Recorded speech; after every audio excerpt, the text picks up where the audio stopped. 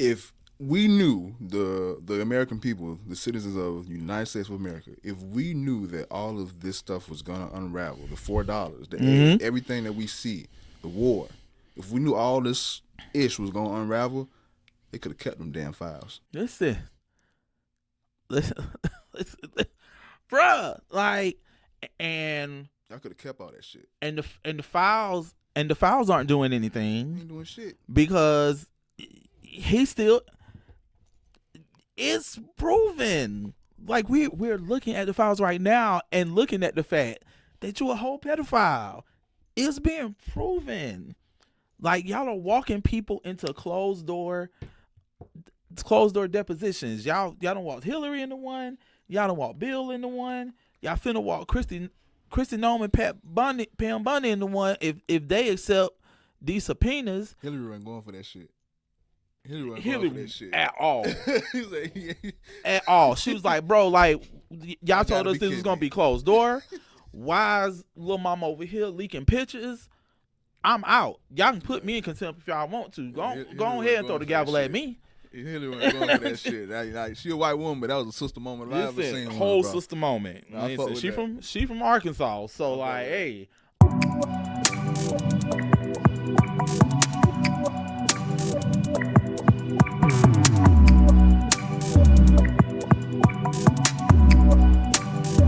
A couple classic ones, but nah, you said something heavy, like, and that's low key. Like, I respect 50 for that because you any type of boss, or if I'm running a label, or if I'm developing artists, I think you should do that in a sense. But like I said, those were some huge records. How we do? How we do, Hate it or Hate love Love it? It. Oh my god. Hate it or love it is credited as a game song, and it literally was supposed to be the song How It Is was literally That's supposed generous. to be on. That's generous as hell. Bruh, That's I be generous thinking as about hell. that every day. I be like, bruh. Not like that ass.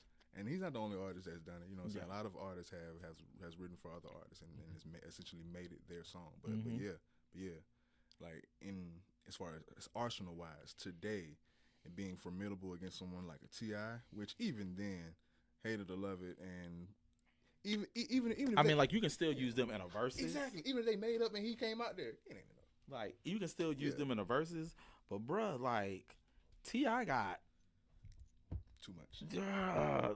listen. Nah, facts. If we and literally if we talking about regular joints, mixtape joints, features, like, bro, and stuff he done written for other people. yeah, and people like to say, oh, you don't want to go mixtapes because 50 started on mixtapes and everything. The Nick by T.I., that 5-track EP that came out like around 2020 is one of the best projects I ever heard of, like rap projects I ever heard in my life. The Nick, DANIC by T.I., and it ain't even a mainstream project for real. It's a mixtape EP on some, bro, project steps, crazy. Literally every In the Streets mixtape that he did with DJ Drama and PSC. Oh my god! Like, don't even bring in PSC. don't even play I'm a King. Like, leave all that. Please leave all that out. Like, leave all that out. Like, now I would say PSC versus G Unit, strictly that, like, those catalogs would be more formidable. Yeah, Would be like more even. Yeah. More even. But yeah. Places of the time is now. Check. This is Save Vote in the building. You are tuned into the lunch table, and I have a special guest long awaiting. It's been a couple years, years in solo, but yeah, okay. Yeah, man. Yeah, so we got some things to talk about. Can you please introduce yourself? Listen, ladies and gentlemen, salutations to all. I'm Jamal Steele when I like the rap. Yeah. I'm Jamil Davis when I be out here in these streets organizing. I am the North Florida League regional organizer for Black Voters Matter. Those people. Still doing the work. May will be 6 years that I've been with Black Voters Matter. Yeah, it's crazy. Wow. I am a husband as of 11 days. Congratulations on that. I appreciate it. I wanted to start with that. Congratulations on marriage, for sure. Yeah, man. Shout out to the missus and all that. Yeah, man. And of course, father to an awesome 5-year-old daughter, but now officially a father to 4 4 kids. You know, Oh, yeah. my family done grew, and I don't have no problems with it, man. It's been a dope experience. I feel like I already been married, but like, it's on paper now. So. Facts. Let's hop straight into it. Yeah, man. My first question for you, and like I said, we can start at this talking point, because you're the lead organizer for Black Voters Matter. As far as shout out once again. You know what I'm saying? We rapping. Has being an organizer gotten any easier? Ooh. The actual work output part, yes. The stuff that I work around, absolutely not. Absolutely not. Context. It's gotten worse. Oh shit. I was gonna anticipate or assume a more slowly but surely type of, but worse. Yeah. Nah, it's Tell like about it. it's so. 2020 was Black Lives Matter rebellion because of Ahmaud Arbery, Breonna Taylor, George Floyd. Pick one. Yeah. And white people, I'll go ahead and say that white people were very quick to give money, show some form of solidarity, and all of the things. Said as far as being an organizer, like I said, I would have anticipated that things have. Well, let me stop lying.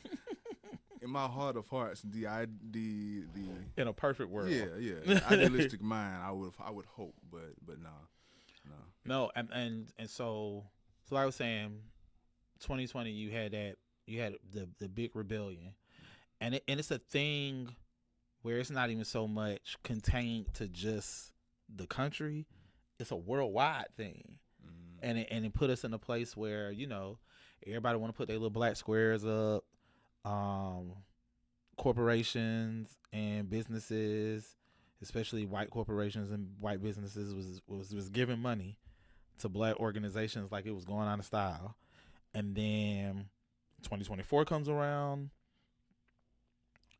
Heritage Foundation comes in with Project 2025, because that's literally the last time I was on Lunch Table, when it was me, Hell, and Jonathan, and we were having that conversation around Project 2025, and we literally looked in the camera, was telling everybody the stuff that's in here. Day one, they finna knock all this out. Was that almost 2 years ago? Yeah. And what happens? Yeah. Day one, they start knocking 35 to 40% of Project 2021 out within the first day of him being in office. But because of that, corporations were in essence kneeling and kissing the ring. And it's not cool to it's not the dope thing anymore to really be on the side of black lives, to really be on the side of black liberation, to really be on the side of pushing black issues and a black agenda anymore. And it's literally due to the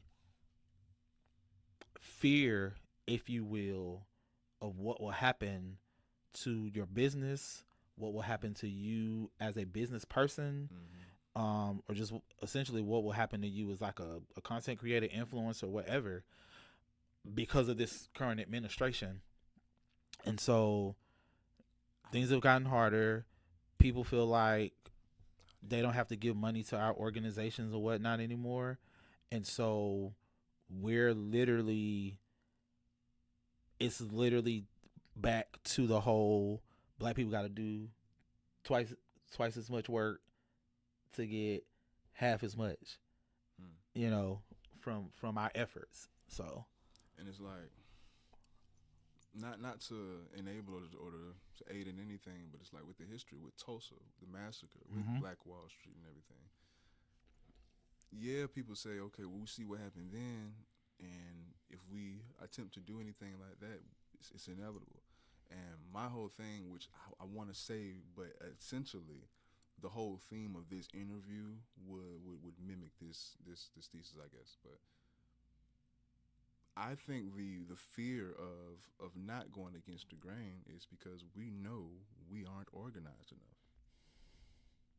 But I wanted that to be the whole theme of it. But damn, interview over. No, they're like literally, that's it.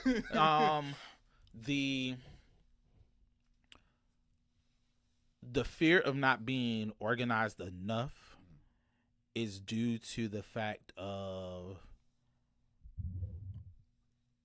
George Washington once said that the most dangerous thing that could occur for the United States of America is for us to have a two-party system. Because before there were multiple political parties, and sometimes there weren't even political parties at all. It was just people that was essentially running for these offices. Now it's the bipartisan at the forefront. It's the Super Bowl. Yeah. You know, the Democrats and the Republicans going at it.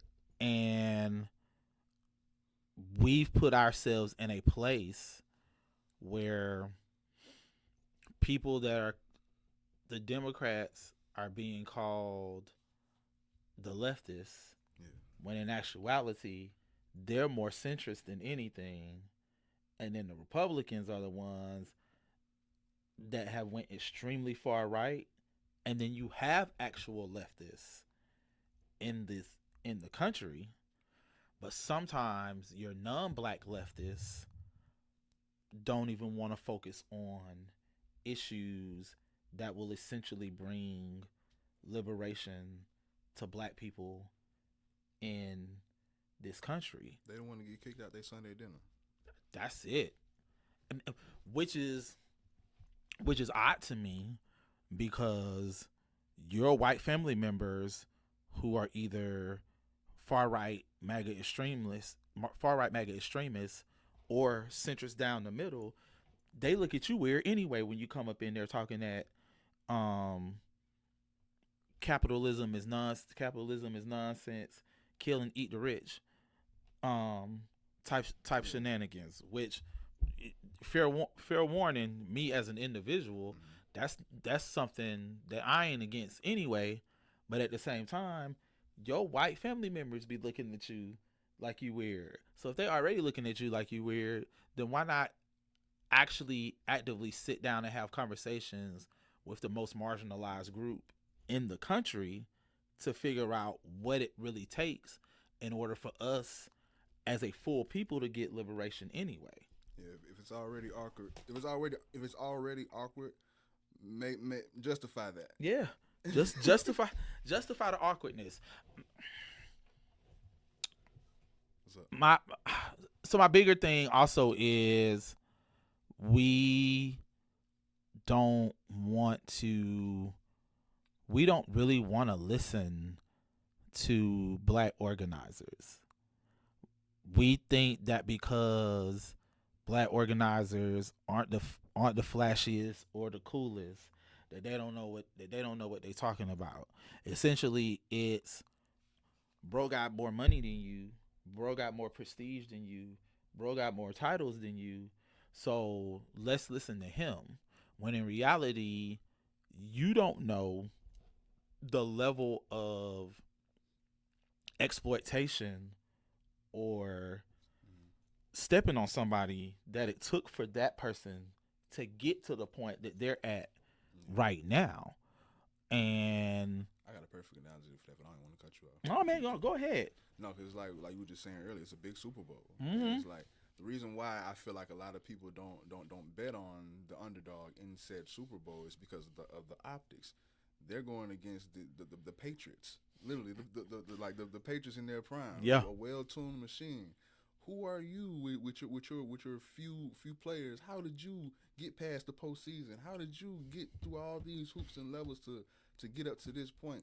You don't look formidable on paper, so we're gonna go with the safe bet if our money's attached to it. Because the Patriots have Bob Kraft, and Bob Kraft is a multi-billionaire that can buy a team. Meanwhile, my team has the strongest players that have been hugely overlooked. And that's how we got to the point that we at now, because we have the people, and no matter what, I always believe, and I refuse to believe otherwise, that the people will essentially be the ones that will gain the power over these corporations and these corporations and these big corporate interests. Like we literally just watched on Tuesday night, Emily Gregory, Talk about it, an individual from Palm Beach County who actually lives in Mar-a-Lago. She lives in Mar-a-Lago. So, like your normal everyday soccer mom, defeat a Republican who was heavily endorsed by the President of the United States, and the President of the United States actually voted in said election, voted by mail. But we'll talk about why that's. Didn't he say that was a scam? Whole big dog scam. Like literally trying to pass this federal SAVE Act that will essentially take out vote by mail, but you did it for the election for the place that you actively live in. And it still wasn't enough. Still wasn't enough. Flip that state house seat. And that was a district that was a state house district that in 2024, you, meaning President Donald Trump, won that district by 13 points. We also flipped the state Senate district in the Tampa Bay area, which was a district that in 2024, he won by 7 points. So people are watching the fact that gas is $4. So I know here in Pensacola it's $3.49, it's $3.50. I drive 5 hours back home to Jacksonville. Gas is $4, and in some other areas of the country it's $5. Yeah. People are watching this.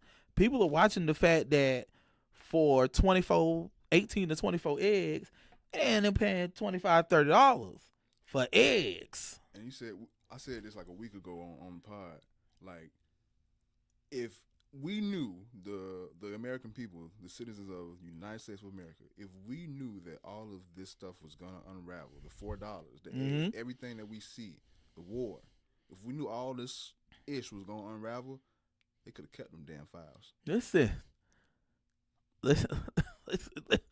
bruh, like, and y'all could have kept all that shit. And the files aren't doing anything. Ain't doing shit because it's proven. Like we're looking at the files right now and looking at the fact that you're a whole pedophile. It's being proven. Like y'all are walking people into closed door depositions. Y'all don't walk Hillary into one. Y'all don't walk Bill into one. Y'all finna walk Kristi Noem and Pam Bundy into one if they accept these subpoenas. Hillary wasn't going for that shit. Hillary for that shit at all. At all. She was like, bro, like y'all told us this was gonna be closed door. Why is Lil Mama over here leaking pictures? I'm out. Y'all can put me in contempt if y'all want to. Go ahead and throw the gavel at me. Hillary wasn't going for that shit. Like, she a white woman, but that was a sister moment I've ever seen. Whole sister moment. She from Arkansas, so like, hey, but that's the thing. People are tired of this. Let's also talk about the fact outside of these two state legislative districts that were flipped, weeks prior to that, Boca Raton, same area where Mar-a-Lago and everything is at, Boca Raton was having their mayoral election, and the Democratic candidate for mayor defeated the Republican candidate for mayor by only 5 votes. I didn't say 5 points. I at least say 5 votes. And initially, when the results first came out, it was only by one vote. They had to do a recount, and that's how he ended up getting the other 4, defeating him by 5 votes. So the recounts are needed sometimes. Absolutely needed in order for you to either be defeated once they count these votes up, or dog, like, I got more votes now. And so, like, I'm saying that to say, in 2026, these elections are going to, it's literally going to be make or break time. Like, it's literally going to be make or break time. We're sitting in this state right now. We're sitting in a space where the Republican Party and the Democratic Party have black people running in primaries for the governor's seat of the state of Florida, because DeSantis can't run anymore. He's termed out. We also have, for the U.S. Senate, a black woman running to become the first black person to serve in the U.S. Senate for the state of Florida.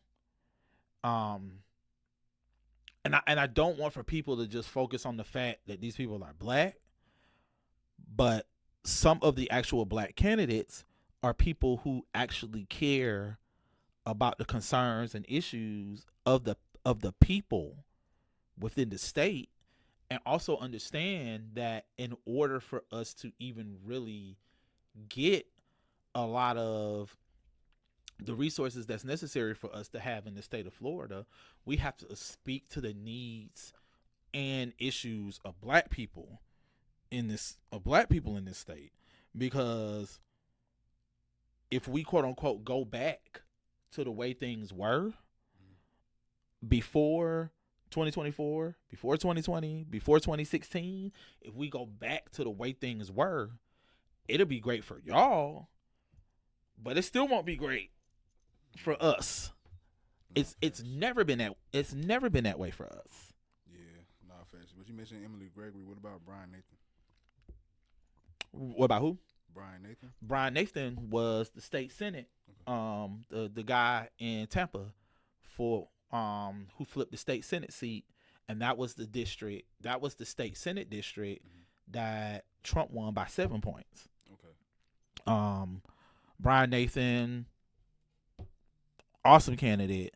The thing that worked for them, which is the thing that I think myself, Hale, Jonathan, Jermaine, we've been coming up here time and time again saying, is that they had the gumption and they had the wherewithal to knock doors, to go and have the tough conversations with working class people in this state, working class people in their districts, about what are the things that are important to y'all and how can we make these things really happen and really shake in our area.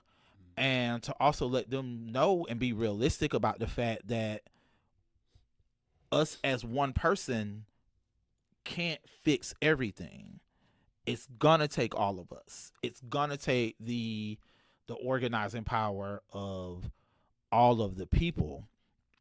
And so that's one of the things that we kind of really been centrally focused on as far as Black Voters Matter goes, but also just me as a community organizer. I think I'm really getting back into the headspace of making sure that people know and understand that in order for us to do this, we can't just have like one central leader. We have to build a strong, unified coalition that's going to essentially have those tough conversations with people in our communities around, what do y'all care about? You know, people are tired of the fact that Florida is like top 5 as far as most least affordable states to live in this country. We still haven't figured out what the true definition of affordable housing is. What's one of the most affordable states? I probably need to pack up. So. Listen, and honestly, I'm trying to figure that out myself. I just know it ain't here. You know, I know, people are running around here, especially down in Miami-Dade County, paying close to $2,300-$2,400 for a studio apartment. Oh no. And it gets a lot better in other areas of the state, but in those areas that people really want to live in, like your Miamis, your Orlandos, Tampas, like it's crazy. New York. Yeah, listen, horrible in New York. I'll go to Wyoming on that ass. For real. Listen, pull that Kanye. I'm so serious. But you mentioned something earlier, well, just a few seconds ago. I want to segue because we're speaking about the statewide elections that's coming up soon. But we also have local elections with local residents running for office. Right. Let's spill. What's your thoughts on that and the candidates that are running?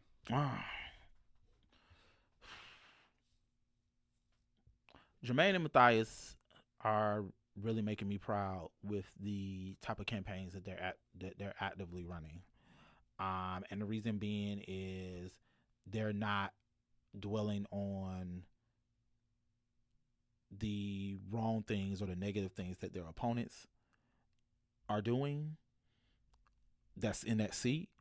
They're centrally focusing on what can we do to better the city or the county that we live in. It's a joy watching those campaigns in action, because you're seeing people from our communities authentically be themselves and still show class in running an entire campaign. Like, I've not once really seen Jermaine fly off the deep end in the work that he's doing to become the mayor of Pensacola. Watching Matthias do this county commission deal, I was having conversations with someone tonight around the fact that he got the hustle mentality just in getting these petitions to even get on the ballot. And that speaks to the power that we know that we have in making things work for our communities and not allowing the naysayers or the critics to determine the future of what we want to see for our people and what we want to see for our city and our county. It's beautiful, bro. I even I'm loving the platform that Jermaine is slowly rolling out as far as like what it is that he's running on, and really focusing on mental health and curbing or completely eliminating the gentrification process that's going on in a lot of our black areas here in Pensacola. It's a beautiful thing to see, like, for real. For sure. Once again, shout out to everybody. My thing is, and this is why I'm literally at dang near anything that they're a part of. I don't see many. All the people that should, there's way more people that should be showing up, for sure. And to the death of me, I can't say I don't know why. Of course, I only have theories, but I always knew that I was amongst the outliers. Yeah. But still, it's like I'm seeing all this support online. Like, I'm seeing all this shit, and it's people thinking that they're helping by spreading the word or word of mouth. Like, no, we need you to show up first. We need you to show up first. We need they need your support first. Like, it takes more. Like, none of these people are gonna get in office from a Facebook like. Nobody's gonna get elected from anything from a Facebook or Instagram share. Like, get your ass up off your ass and go to one of these rallies. Go to the go get out and vote party. Yeah. Go to, like, I'm at all these places, and I'm not even on anyone's campaign At all. I'm not on no one. I'm not even in the likes. I think that So the beautiful part about it is we can start the conversation. We can start the conversation within social media, but we also have to know what are the things that we can do, even if it's not, oh, let me do these phone banks or let me knock these doors, volunteer in some sort of way for the campaign. Just something as simple as, let me get with one of the homies and we go over to this barbershop that we always frequent and bring one of the people that's actually running for one of these positions over to the barbershop so we can have a barbershop conversation, not just centrally focusing on, hey, I'm so and so and I'm running for school board, but really focusing on what are the things. And full disclosure, that's gonna be one of the things I'm gonna harp on for the entirety of this episode, but it's key. Focusing on the issues that are important to people, because if that's something that you're focusing on, then people are going to feel like you're fully invested into them, and then they'll start becoming fully invested into whatever movement it is that you're trying to grow out, whether it is you running for office, or whether it is you trying to build up a community garden, or whether it is you trying to build up a college and youth organization that's centrally focused on education and alternative ways of educating our people. As long as you show people that we're gonna deal with the issue that's close to you first, then they're gonna hop onto the movement. I think that was the beauty of what it was that Hale and I essentially was trying to do in 2019 when we had initially started the Pensacola chapter of Dream Defenders. That was the beautiful part of it.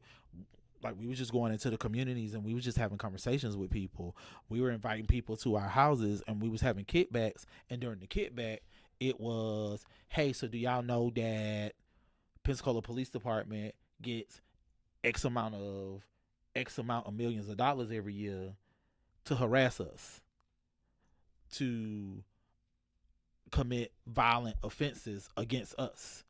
And people were seeing that and they was like, yo. And then it didn't help anymore when the Tamar situation happened and we were able to really bring that home of, well, instead of giving this money to the police department, they can give it to this, they can give it to that. And then bringing it forward to last year and this year and everything that was going down with Fricka Community Center, everything that was going down with Baptist Hospital, and the work that y'all was essentially doing at these city council meetings, seeing black people, seeing our people be serious about going to city council meetings and speaking their mind and really sticking to these talking points and the points that they had, is what helped to get us over that hurdle of what the city and the mayor was trying to do, and giving this contract to this developer that essentially was trying to come through and use the hospital as a way to completely gentrify all of the Brownsville area. So watching that happen in real time now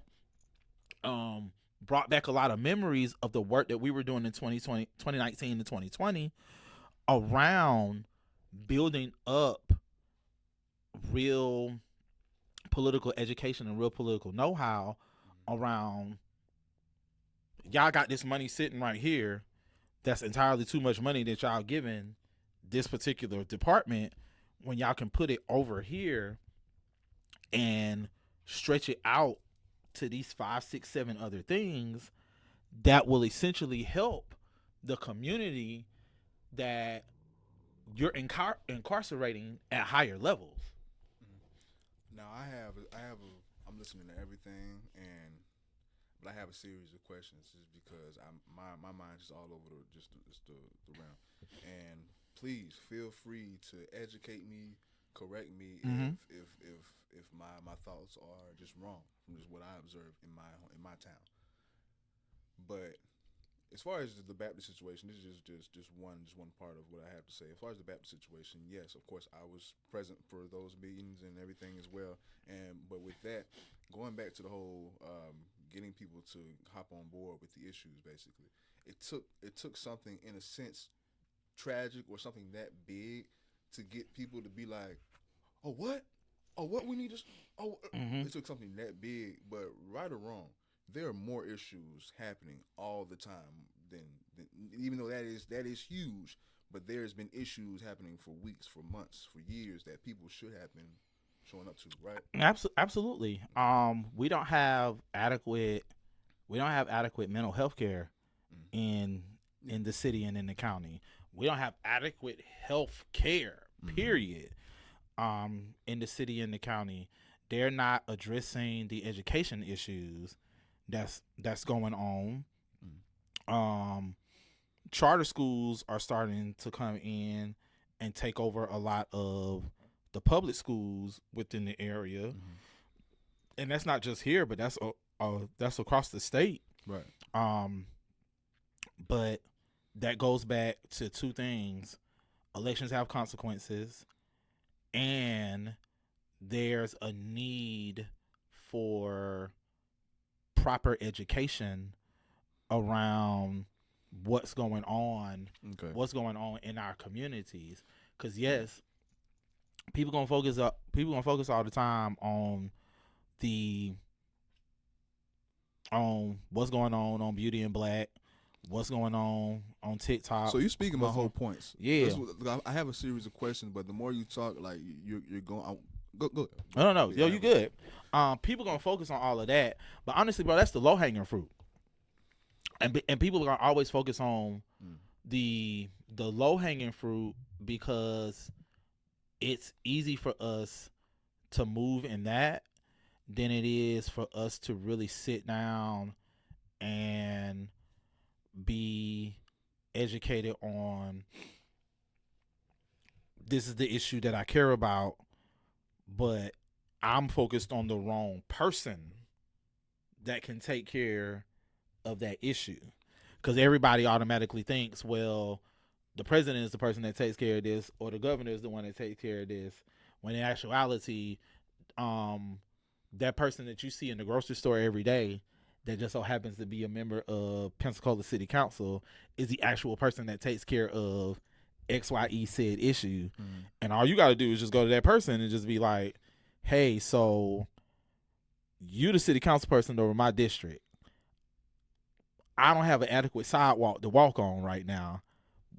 What are y'all going to do about that? Right.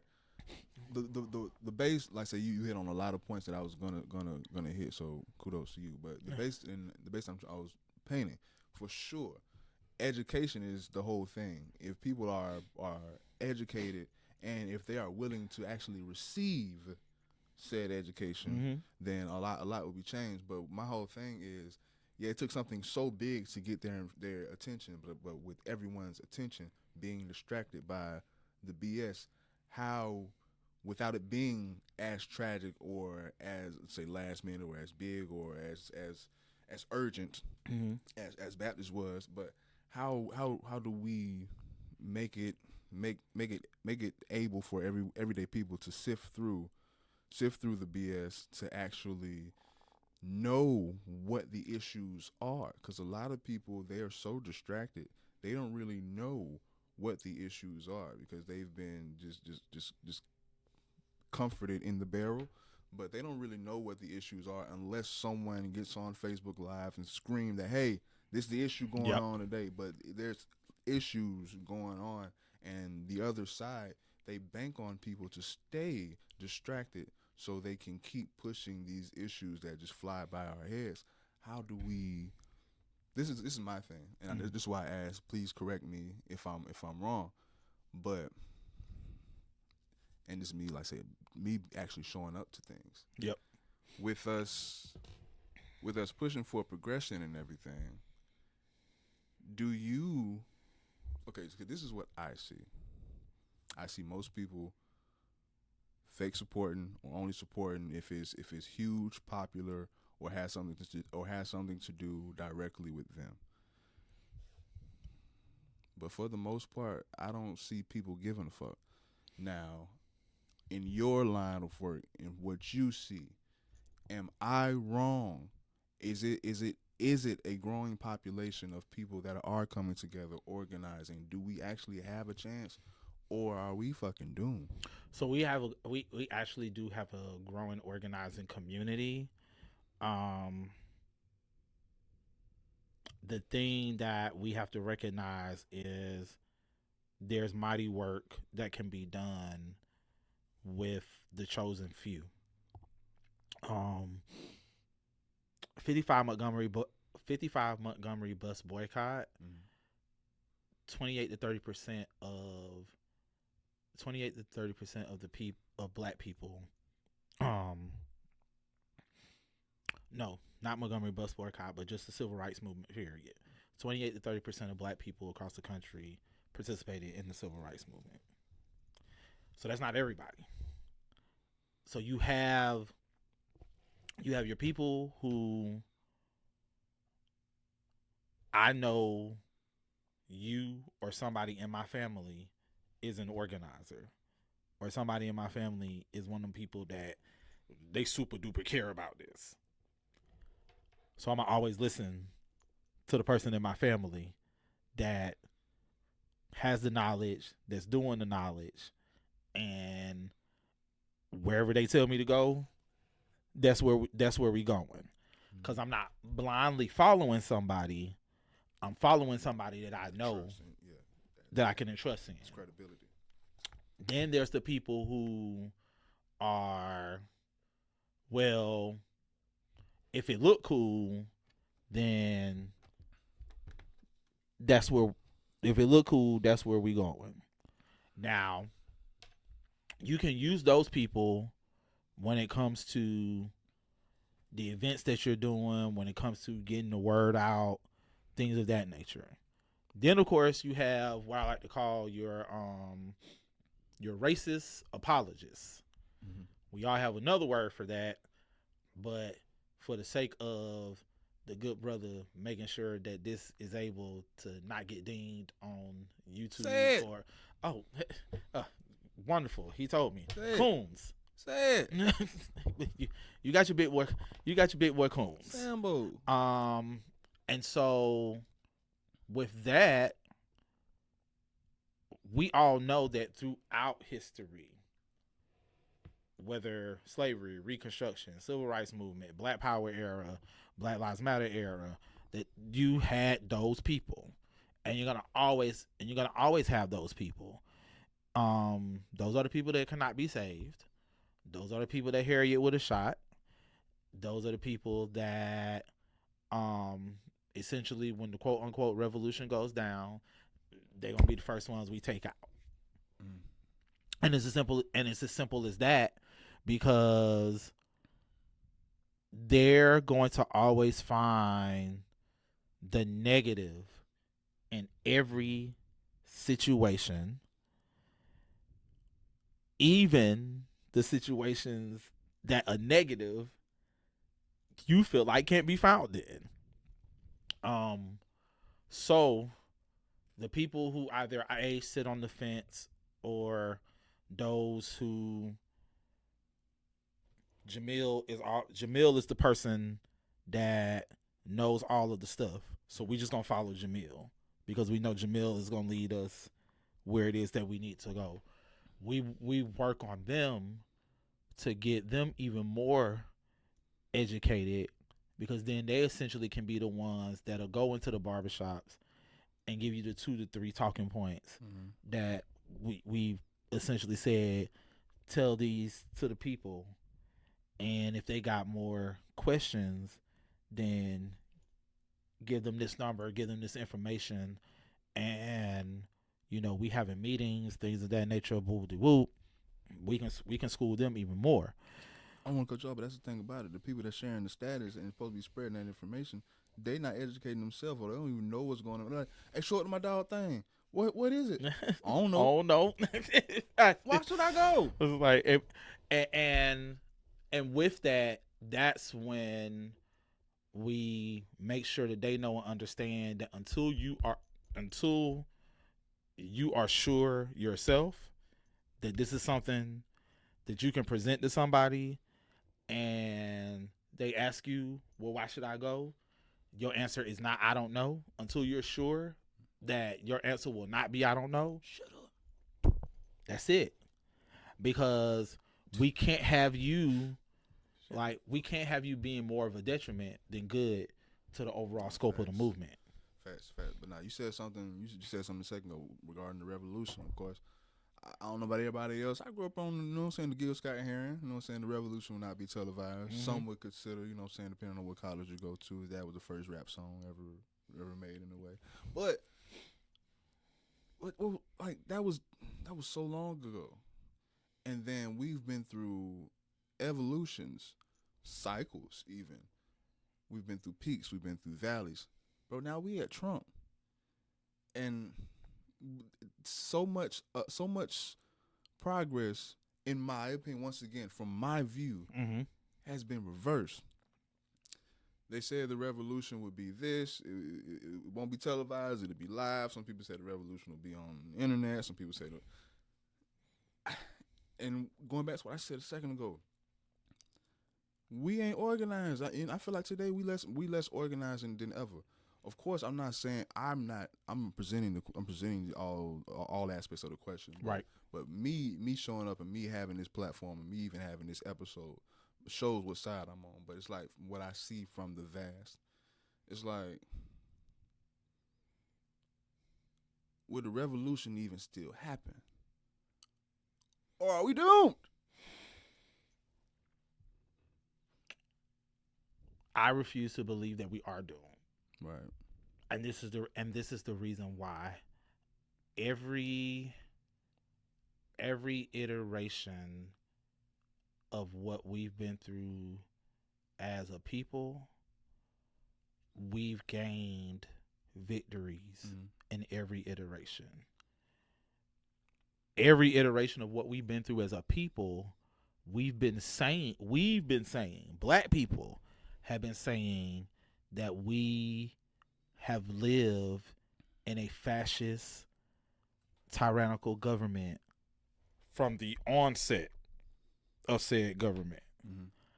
But every time that there has been a shift in what is going on in this country, that shift has come due to the organizing efforts of Black people.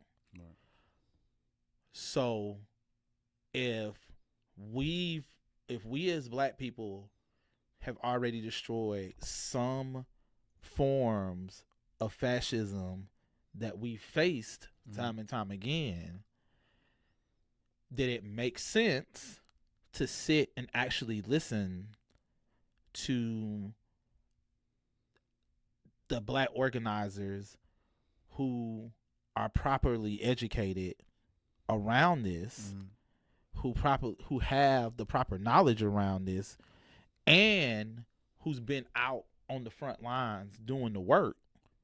It makes sense to listen to those organizers because they know that there's already historical texts, historical standpoints already to what we're seeing now. You know, Grandma told us all the time, ain't nothing new under the sun. Facts. This is what I have to say to the whole thing. And please, no one take this as me being facetious. But like I said, I want to build a picture. It pains me that the truth is there can be reward in endurance. You know what I'm saying? Black people, we've overcome a lot just by enduring it. You know what I'm saying? And weeping may endure for a night, but joy come in the morning. We all know that. You know what I'm saying? So as long as we stay still, in a sense, you know what I'm saying, we can make it. But as far as the whole revolution and how we still bank on, let me just cut to the chase. Do you know Do you want to know who I think will lead the revolution?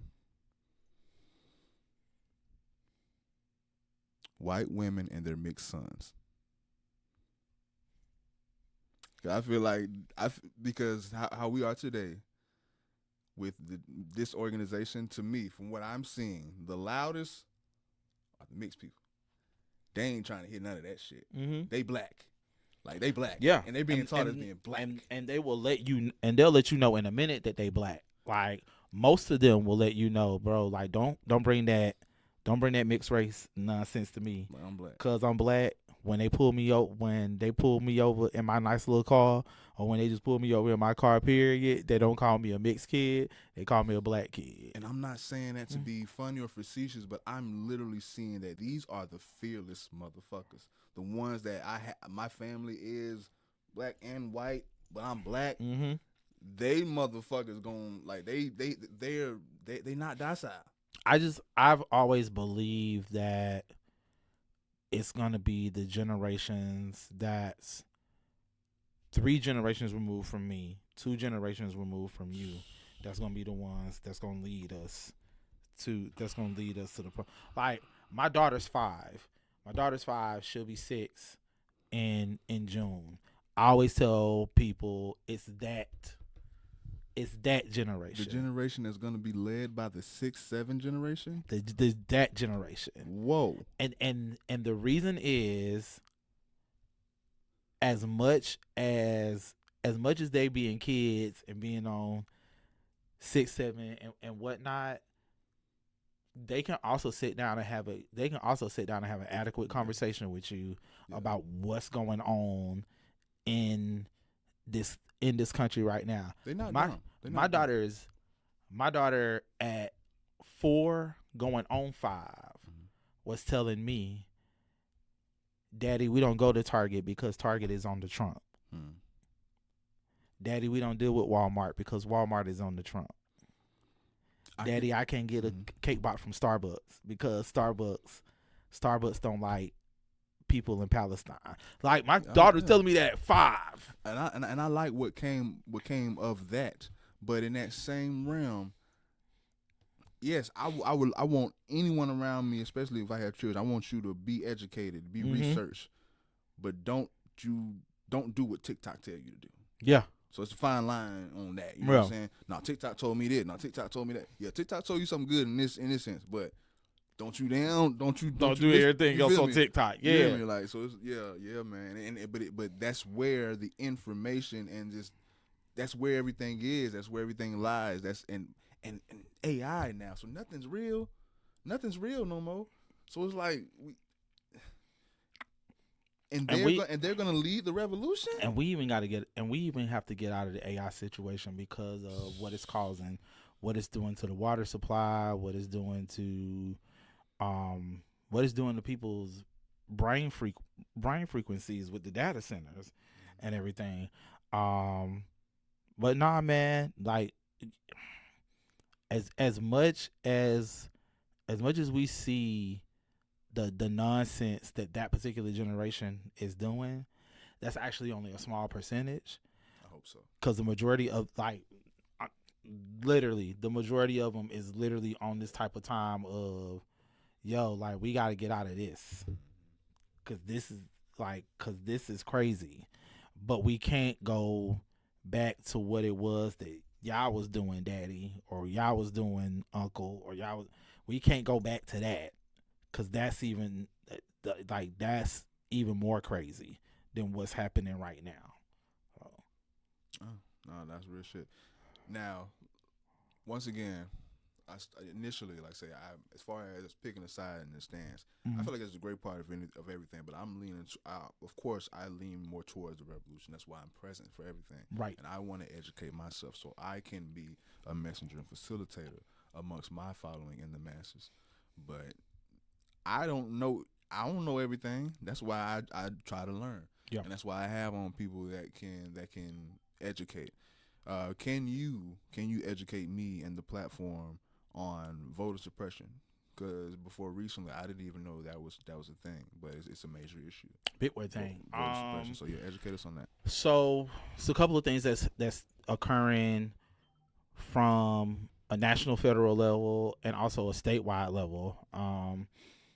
Trump and the crew trying to pass this federal Save Act. Federal Save Act is supposed to do a lot of things that will essentially cause for people to be purged off the rolls based solely off of their signature.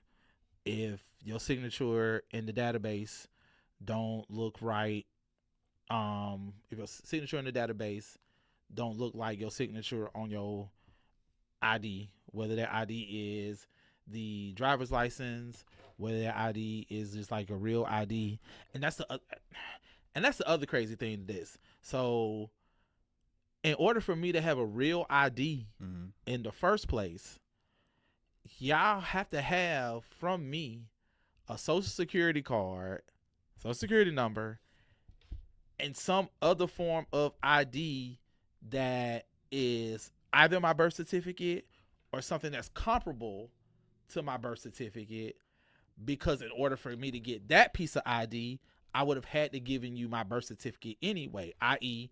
passport. The only way I can get a passport in the United States. Think about passport, yeah. The only way I can get a passport in the United States of America, I gotta give you my birth certificate that proves that I'm an actual United States citizen. But I digress. If my signature on a voter registration form, voter registration card, ballot is not comparable to the signature that's on the real ID, you can pull me off the roll. And the only way I can get back on the roll is I have to bring you said piece of documentation, birth certificate, passport,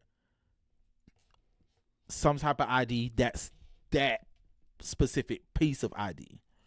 Problem with that. Women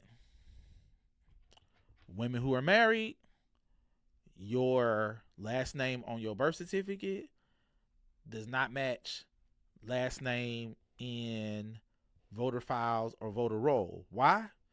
Because you got married and you changed your last name. Now for those of you all who, y'all do the thing of I got married but I ain't changed up stuff, cool, you still gonna need your birth certificate. But for those of y'all who did, you now gonna need your birth certificate as well as your marriage license. So if you don't have a current copy of either one, you now have to go and purchase said situation. If I don't have my birth certificate just lying around, don't know where it's at, I gotta go purchase another copy of my birth certificate, another certified copy of my birth certificate. If I don't have my marriage license just laying around, XYZ, I gotta go to the courthouse and see if they can give me another copy of my marriage license, and more than likely, you're gonna have to buy that. We still have, now let's get to us, black people. We still have black people who live in this country that have been living since Reconstruction era and Jim Crow era. In most cases with those particular people, they don't have a birth certificate because either they were born at home or they were born at a hospital that doesn't issue a birth certificate. So either you roll the dice and hope that your certified state of whatever, we're talking about Florida, so let's just say state of Florida, certified state of Florida birth certificate is at the Vital Records Department, or if it's not, hopefully you got a passport, which close to 65 to 68% of Americans don't have. I think it's even higher than that. Don't have a passport. Yeah. So if you don't have a passport, then you have no choice but to rely on a birth certificate. Now, my people who came up during Jim Crow and during the civil rights movement told me that if the ID that I had to get in this state, I had to have my birth certificate in order to get this real ID. If my real ID is not sufficient enough for y'all to even allow me to vote, and I have to go buy some other form of ID in order for me to vote, that's called a poll tax. And that's exactly what this country is essentially trying to do. And that's also what this state is trying to do, because the state just passed the statewide SAVE Act, which is essentially identical to the federal SAVE Act. Now, we as organizers and we as people who keep up with the political infrastructure here in the state of Florida have been told that the Florida statewide SAVE Act does not go into effect until January 1, 2027. I say that's what we've been told because that bill still has to go to DeSantis for him to sign. Mm-hmm. And DeSantis could essentially look at the date that statewide SAVE Act goes into effect, says, no, I actually want it to go into effect July 1st of this year, and he can veto said bill literally based off of that. And because of the fact that currently right now in the state of Florida, we still have not agreed upon, both chambers, state house and state senate have not agreed upon a state budget. Yes, in the state of Florida right now, we still don't have a state budget for this year. So because of that, they have to come back in April after Easter and Passover for a special session just to agree upon a state budget. And if DeSantis decides that he wants to veto the statewide SAVE Act because of the fact of it starts in January and it doesn't start this year, then they can try to sneak in, well, let's vote on this SAVE Act situation again and see if we can give him what he wants, which essentially is giving Donald Trump what he wants, and have the statewide SAVE Act start this year, because federal SAVE Act currently is not being passed because they don't have the numbers in the United States Senate. They have them in the House, but federal SAVE Act is not filibuster proof. So in order for this federal SAVE Act to be passed, it needs 60 votes instead of a simple majority. These are things that they are essentially trying to do to prevent black people. Because let's be perfectly clear and perfectly honest, there are no undocumented immigrants. There are no illegal aliens. Because I hate using that term. Illegal aliens are literally really just undocumented individuals who have been either granted asylum or have come across the border and are seeking to be granted asylum so that way they can become actual naturalized United States citizens. But there is no undocumented immigrant that can vote legally in the state of Florida or in the United States of America, period.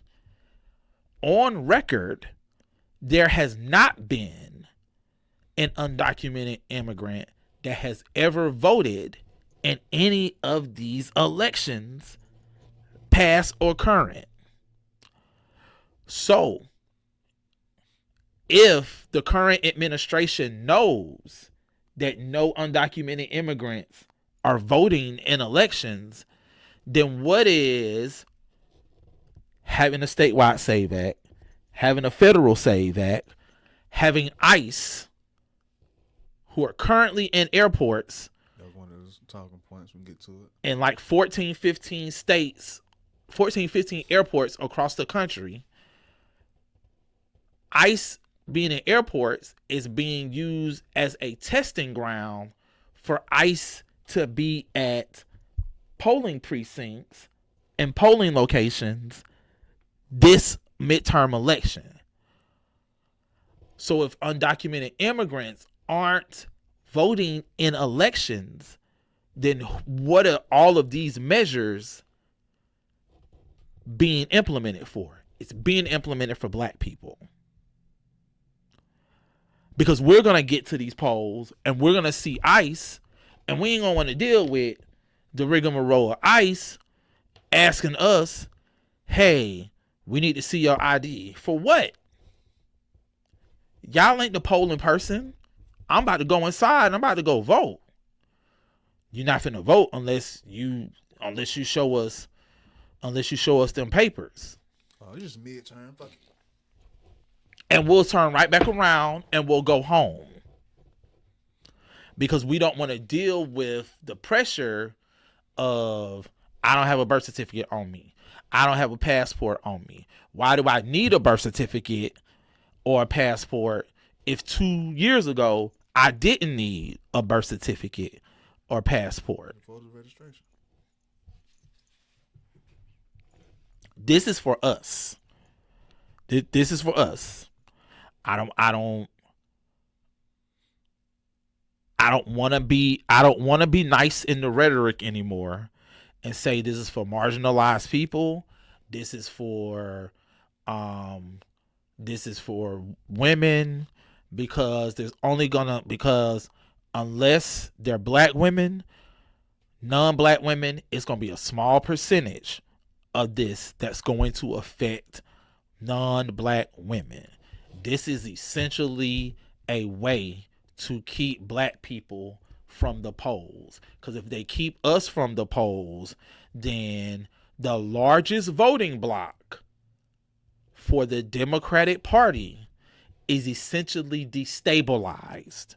And once the largest voting bloc for the Democratic Party is destabilized, no matter how many MPAs they get to switch over, no matter how many Republicans they get to switch over, they're still going to win elections every time, because you need a huge majority of black people to vote and vote in your favor in order to win anything in this country. Yeah, that's why you see politicians go to the Breakfast Club. But nah, that's voter suppression. But now, you spoke on the ICE at the airports for sure, and the long TSA waits and everything, because they're not going to work, and shutting down the airports is Bro, I already hate Hartsville as it is. Yeah. Like, I'm from Atlanta. I love Atlanta, all the things. I already hate Hartsville as it is, and to see the amount of people that's in lines at Hartsville International because y'all don't want to pay TSA. Y'all don't want to fund TSA, which, by the way, TSA is a thing that prior to 9/11 was never in existence in the first place. Yeah. Boarding pass and ID. Oh, that's reference. but yeah, that's facts. That's facts. You spoke on women being disenfranchised, and touch on that. With you being an organizer, you being an activist thus far, do you ever experience what I call activism fatigue? I think it's self-explanatory. Yeah. I did a lot last year. And for me, at times it wasn't so much fatigue. It was just at times feeling underappreciated for the level of work that I do and the level of sacrifice that I make for the greater good of Black liberation.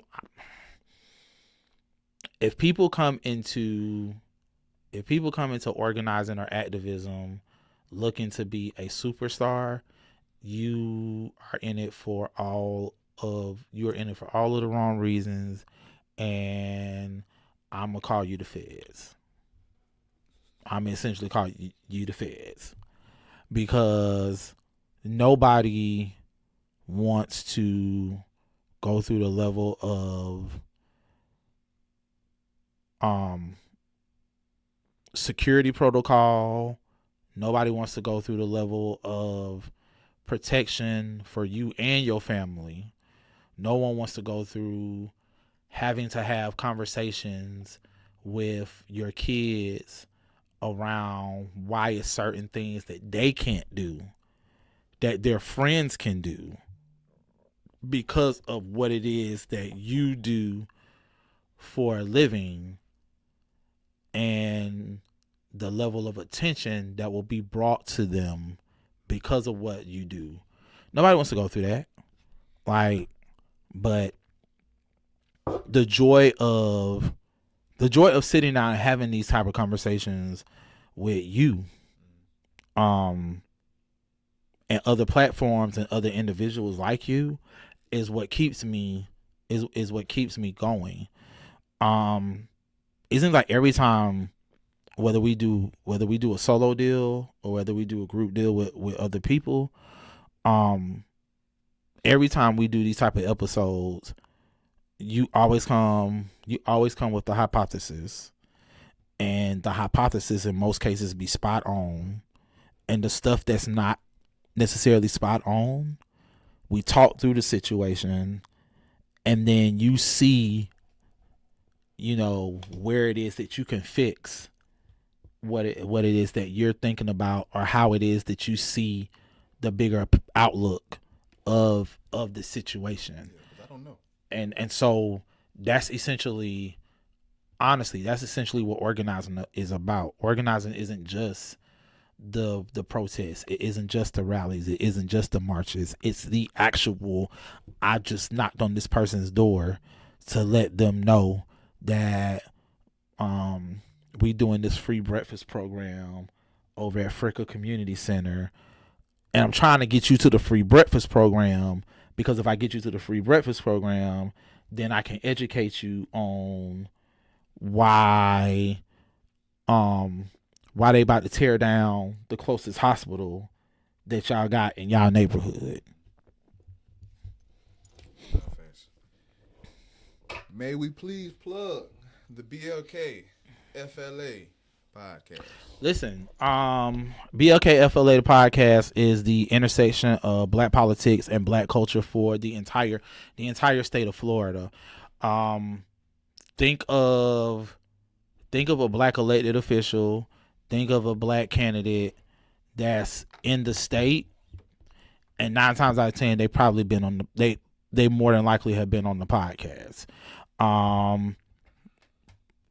This week, because I don't want to say Thursday, and the episode don't come, and not this episode, but the actual BLK FLA episode don't come out on Thursday. So I'm just gonna say this week. This week is when we'll be starting season 3 of the podcast, and we have a whole new hosting team.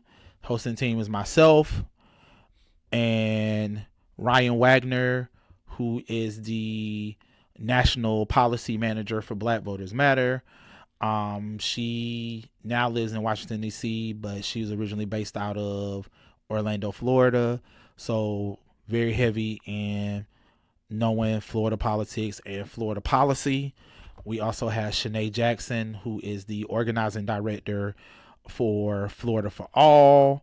So she's also somebody that's on the ground, organizing on the ground in the streets, making sure that, we knowing all the things that from the people.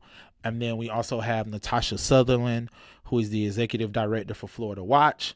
And Florida Watch is basically the communications department for all of the progressive organizations in the state of Florida. So she knows journalism, she knows messaging, she knows how to get the message out to the people. And then of course you got me, Jamil Davis, Jamal Steele,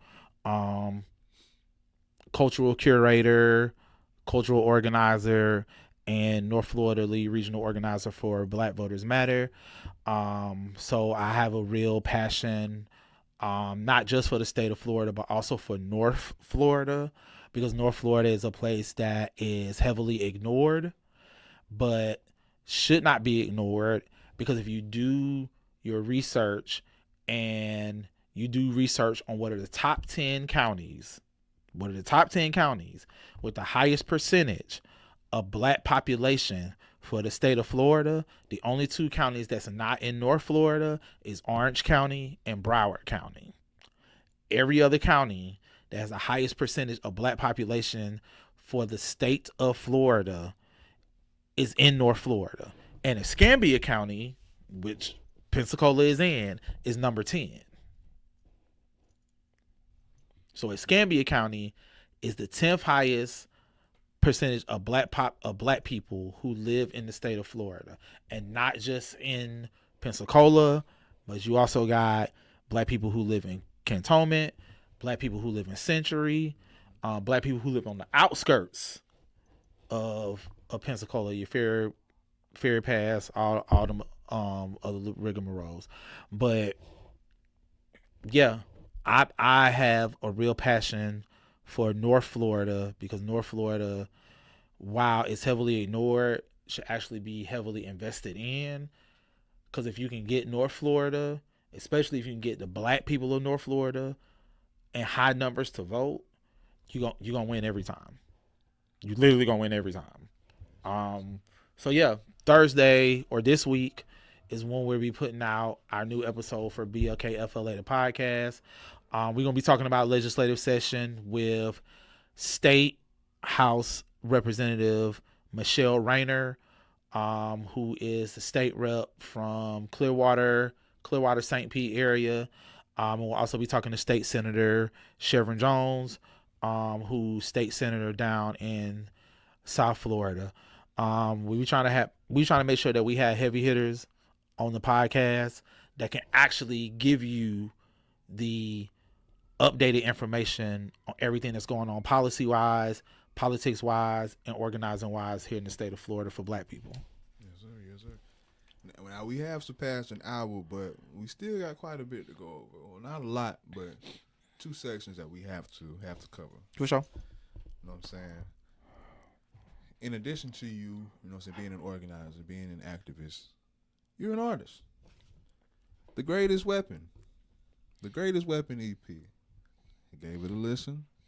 Dope piece of work. I appreciate it. For one, we're going to start with the symbolism and the artwork. We have you sitting down in Malcolm pose with the spear, but instead of that gun, you have a microphone. Mm-hmm. You know what I'm saying? So let's start with that. Okay. So Greatest Weapon EP is not the Malcolm pose, it's the Huey Newton. No, you Gucci. Because I knew that. Because my first album, Driving Toward Our Purpose, is Malcolm looking out of the window. Yeah. But instead of the gun, I got the mic. I swear to God, I knew it was Huey Newton. No. I swear to God. You Gucci. But no, so the symbolism behind the album cover as well as the EP is your voice is the greatest weapon that you can use to combat social injustice and mental illness. And if you look at the titles for the songs, each title is a way that you can use your voice as a weapon. The first one is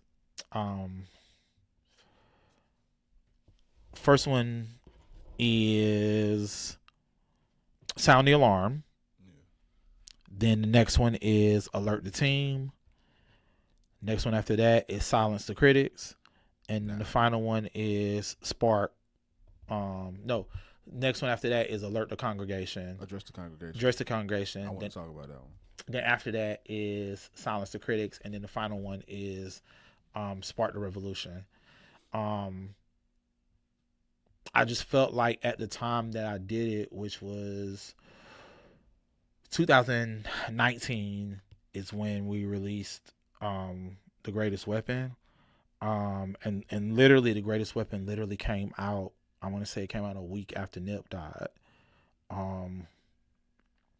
Which that hit me and made it even more important for me to drop it. I just felt like it was a needed situation for that time, and it helped a lot of people through certain situations where they felt like they couldn't utilize their voice in a proper manner. Now you definitely spitting on it, you know what I'm saying, but it's not nothing ignorant. Do you make it a personal objective every time you get on the mic to be conscious in your raps? Yeah. It's always been that way for me with the music. Um I come from a lineage of real MCing. I come from a lineage of trying to make sure that I incorporate some sort of spiritual undertone within the music. And I never really knew what I could label it as until around 2019, 2020, when somebody put me on to Black liberation theology, which was introduced within spiritual and theological circles by Howard Thurman and James Cone. And then I realized that, okay, so Jesus is actually the biggest revolutionary on the block, because joy, love, and justice are the things that he introduced in the true context of how we're supposed to approach Christianity and our spiritual walk through Christ and God. And so with that, I always try to make sure that message is driven home in the music, and just how I move as a person, period. Do you recall the conversation at the end of Address the Congregation? I didn't know it was that long ago. I thought it was something recent. Yeah. In my opinion, what I got from it, basically, you were speaking about how imagery and colorism affects our reality. Yep. And much more so, the imagery of Christ within spiritual circles across the world, and that once westernized Christianity got a hold of most of our churches, the imagery that's always presented of Christ within this country is always that of a Anglo-Saxon individual. But you can go to other countries, and whatever country you're in, if you're in a Christian building, whatever country you're in, the image of Christ is that particular sector of people. And so it's gotten even it's gotten even deeper for me now, knowing and understanding that westernized evangelical Christianity has been the main tool that's been utilized not only to mentally and at times physically enslave us as a people, but it's now currently being used to draw out policy that essentially, whether they want to admit it or not, is affecting all people in this country. Going back to the EP though, speak about some of the features. Like, shout out Mother Color and everything. Listen, Mother Color and FAME, at one time or another, we were part of and I still feel like we are, because it never ended on bad terms. We all just got to a place where we were doing different things in life. But we're part of a crew called Supernatural, and literally as of right now, that's probably like Alert the Team is probably like the only place that you can find a feature that has all three of us that were in Supernatural on one song in one space. And even the person who actually produced The Greatest Weapon, To Live 1 Mind 7, that's actually FAME's little brother. And he was always an intricate part of Supernatural, the crew, as well. So that was always that was the most important thing to The Greatest Weapon, is making sure that the presence of Supernatural, the crew, was in the space. Do you remember which song like took you the longest to finish?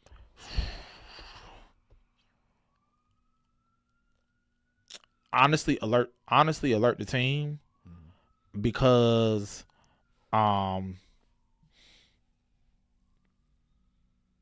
we had to all be locked in for real, and then we all had to make sure that our verses was top notch. It was always friendly competition with us, and we had to make sure that iron was sharpening iron.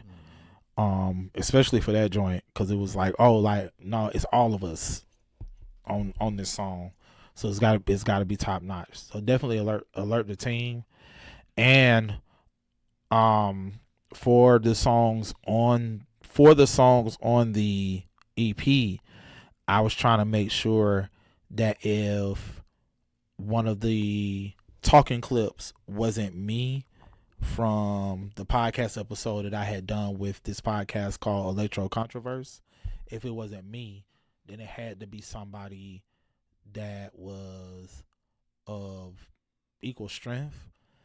And the only thing that I could really think of at that time, because I kept watching that clip over and over again, was when James Baldwin was on the Late Show with James Calvert back in the late 60s, early 70s.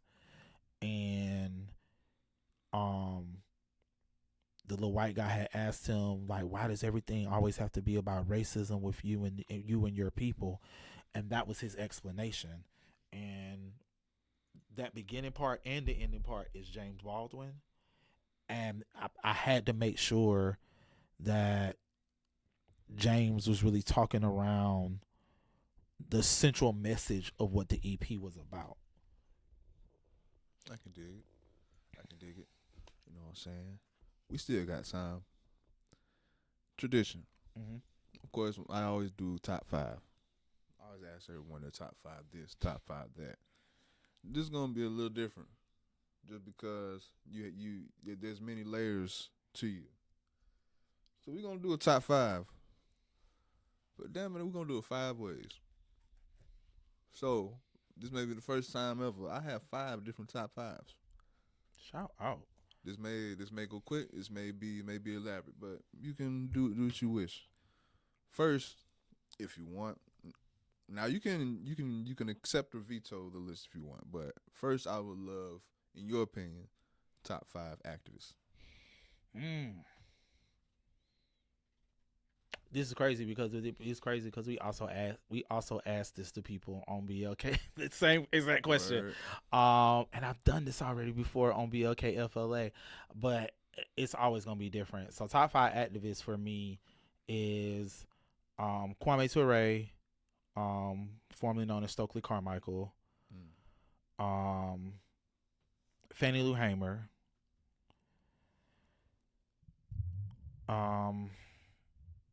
James Baldwin, Angela Davis, I knew that was coming.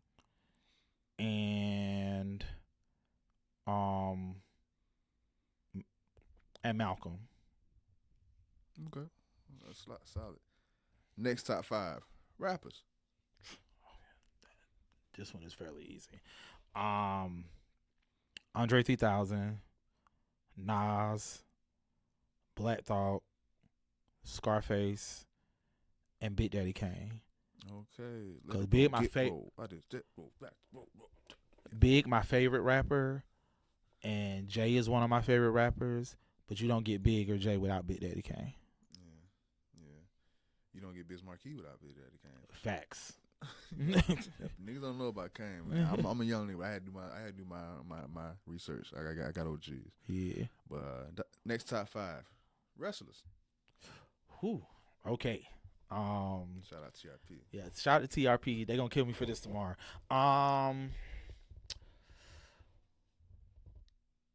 Sting, Flair, CM Punk, Austin, and Shawn Michaels. Whoa. That's my 5. Whoa. That's literally my 5. Yeah. Yikes. Okay. That's listen, I'm an OG. Yeah. So like I knew you were 45.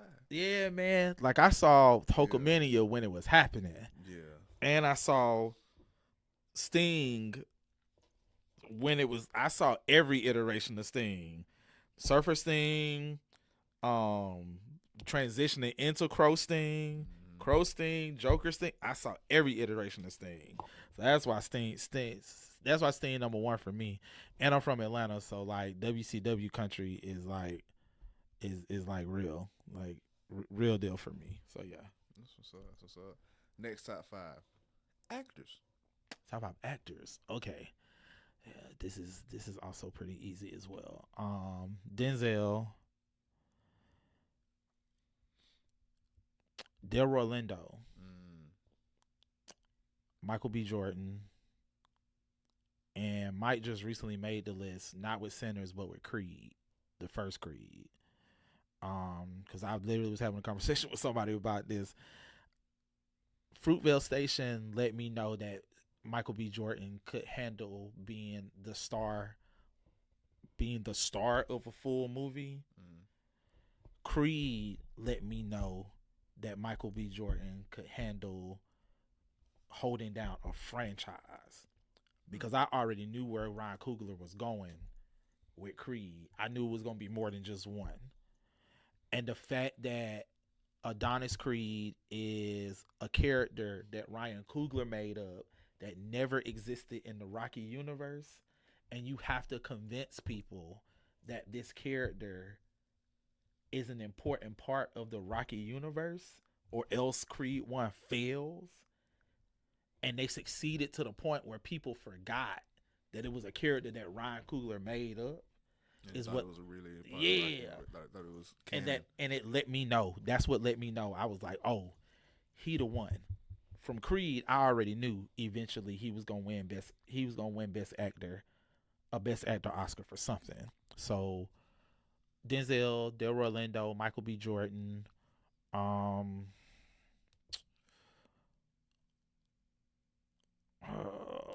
I see, bro. Like I see him too. Damson Idris.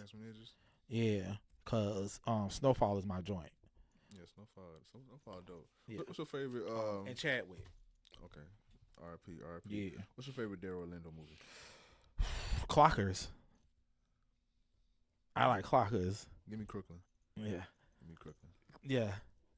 Like, people say what they want about Spike Lee movies. Of course, Spike Lee movies have their this and that. Crooklyn had its ups and downs and everything. It's a cult classic. Yeah. But as far as just actors, but Delroy Lindo is that dude. Like, yeah. The scene when him and Alfred Woodard were arguing when he was at the piano about the bounce check, and it led to the big blow up. Like, bro, acting, that was a great fucking scene. Listen, and Alfred Woodard. What the hell you think I'm trying to do? And Alfred Woodard is an incredible character actress, God. like for real. Yeah. She one of the ghosts, man. Shout out to Alfred Woodard, man. Her, Loretta Devine, they don't get their just due for sure. At all. But like Loretta Devine, she don't get her the range on Loretta. Loretta got range. Loretta has fucking range, and she's hilarious. From being one of the original Dream Girls on Broadway. The original. To being the original dorm director in A Different World. To her character in Waiting to Exhale. Like, Loretta Devine is that one. Like, for real. Yeah. Nah, facts. But nah, shout out to Crooklyn. I love Crooklyn. last top five. Last five. 5 nostalgic shows / cartoons. You said show/cartoons, Yeah, so I can they mix. don't have to be cartoons, but if they're cartoons, they're cartoons. So I can mix it up. Okay, y'all see the jersey. Okay. So that's number one. A Different World. I'm so amped about this reboot because they doing it right. They do. Ain't no episode for it came out yet, but just based off the cast, they doing it right. So A Different World. Chappelle Show is top 3 greatest comedy shows ever, and on most days it's not number 3 and number 2. Different World. I have a controversial take on that. We're gonna talk about that. I want to fuck up your list. Go ahead. We're gonna talk about that in a minute. But yeah, Different World, Chappelle Show, The Boondocks, Rugrats, and fifth one. As an adult, I can't watch the Rugrats. I would whoop their little ass. Listen, crazy, but I love them. Girlfriends. Girlfriends. Bro, I could not fucking watch I did, but I could not fucking watch Girlfriends. I hate it. I hated how they ended it. I hate how they ended it. And y'all need to figure out how to give Mara Brockkill some sort of money so she can do like a Girlfriends movie that was similar to Sex and the City, so we can get our ending, so we can get the proper closure. Because I don't have my proper closure yet. So, for sure. Me and Charlamagne. Yeah, because he can't let Girlfriends go like at all. About Chappelle Show, this is my thing about Chappelle Show, because I love Chappelle Show. Mm-hmm. I love Chappelle Show. You know what I'm saying? Like that's the era. You know what I'm saying? That's the era for sure. But I'm not even a but like people don't realize like that show flew because Flip Wilson did his thing. Yep. Bro, people don't remember the Chris Rock show. Dog, the Chris Rock, Cedric the Entertainer had a fucking sketch comedy show. Like there was some, like, people don't even remember, bro. People say what they want. Say what the fuck you want about Chris Rock. The Chris Rock show? Yo, Chris Rock show was amazing. The Chris Rock show was fucking amazing, dog. Chris Rock show was amazing. I remember the episode where he had Bernie Mac on as a guest. And Wanda Sykes, oh my God. Yeah. Oh my God. Yeah. Oh my God. Yeah. And when he had Bernie Mac on as a guest on the Chris Rock show, so that was when you knew that was when you knew Bernie Mac could carry his own, like Bernie could carry his own show.